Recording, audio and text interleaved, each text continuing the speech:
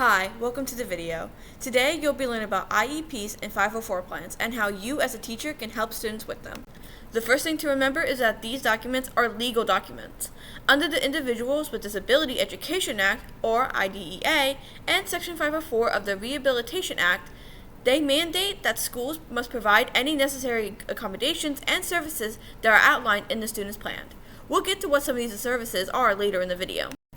Understanding IEPs and 504 plans is essential for supporting diverse learners. IEPs are formal documents for students eligible for special education detailing goals and required support. 504 plans provide accommodations for students with disabilities to help them succeed academically. This video will outline not only what IEPs and 504 plans are, but also how you can help in the classroom. IEPs and 504 plans are often lumped together, but they are separate documents. In this section, we will be looking at the differences and the similarities of the two. Let's start with the differences. IEPs are in-depth documents for students who need special education services. On the other hand, 504 plans can accommodate students who can learn with general education but need stated modifications. IEPs constitute a fully active special education plan for students and are renewed annually. But a 504 plan doesn't mean a child qualifies for special education services. IEPs can provide services and support that a 504 plan can't, like specialized instruction. 504 plans can be utilized on an as-need basis. For example, physical accommodations for a student with a temporary injury. Everything included in a 504 plan can be seen in an IEP, but not everything in an IEP can be seen in a 504 plan. There are three big similarities between the two documents. Both documents outline accommodations for the student that are to be made under federal law. Both documents are provided to all education and service providers who are responsible for the student named within the document. Federal and state guidelines apply to both. We know that an IEP is a legal document that outlines special education plans for that student. But let's go in depth about what makes an IEP an IEP. On the first page of an IEP, you will find the student's information. This will include their name, age, date of birth, grade, and the people on their IEP team and people who you will be working with. On the next page, you will find the present level of performance section, which describes the student's current academic achievement and performance, like testing scores, teacher input, student work samples, observation data, and parent input. On page 3, you will find a section about annual goals, which describes what the student is expected to learn, know, or do within the year. They must be clear and measurable goals. They must be in an area that a student has demonstrated a need in. For example, there are short-term objectives, steps that measure the student's progress towards their goal, which helps the teacher assess the child's progress. On page 4, you will find the section for progress reporting. This explains how the student will make progress towards their goals and how the progress should be measured. This could be done with student work samples, teacher charted data, and more. On page 5 is where you'll find the accommodations, changes that need to be made to activities or materials that will help the student show what they know and can do.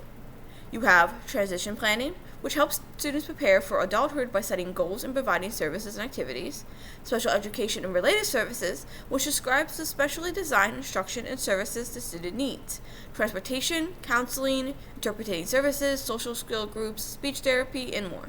Then you have the non-academic parts of an IEP, which are school activities that fall outside the general classroom, like athletics, special interest, clubs, and more. Lastly, on page 6, you will find the supplementary aids and services, which are additional aids and services, modifications, and support the student may need, like extended time to complete assignments or providing the student with assistive technology. Now let's look at a deeper dive at what a 504 plan consists of. First, let's start with eligibility.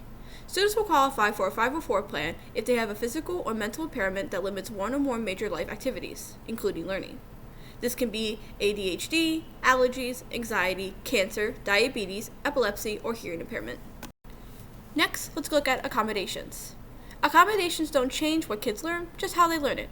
This can include extra time on work, modified textbooks, assistive technology, additional breaks, shortened assignments, simplified directions, and verbal testing. Some other things you might find in a 504 plan are specialized services like speech therapy and counseling, goals, which are achievable and measurable, name of the school, professionals who provide the services, and the person responsible for implementing the plan. Lastly, in this section, you will learn about some tips and tricks that you can use in the classroom. Understand the document. Take the time to read and analyze each student's IEP or 504 to fully understand what the child needs and goals they have.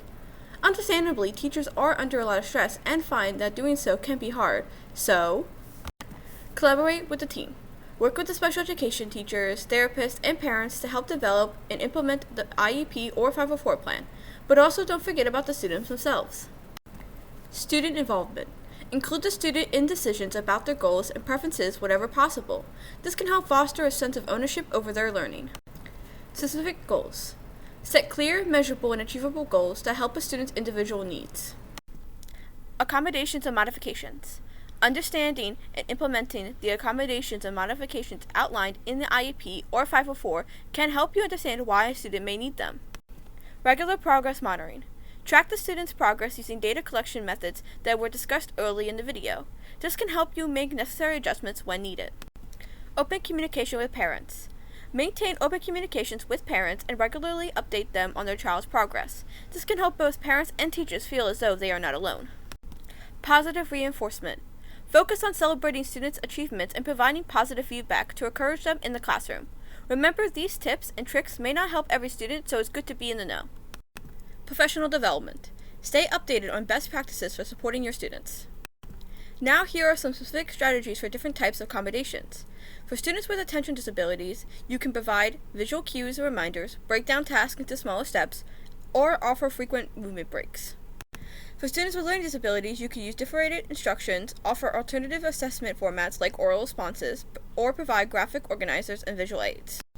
Lastly, for students with physical disabilities, you can have modified seating arrangements, you can provide assistive technology, or you can allow for extra time to complete tasks.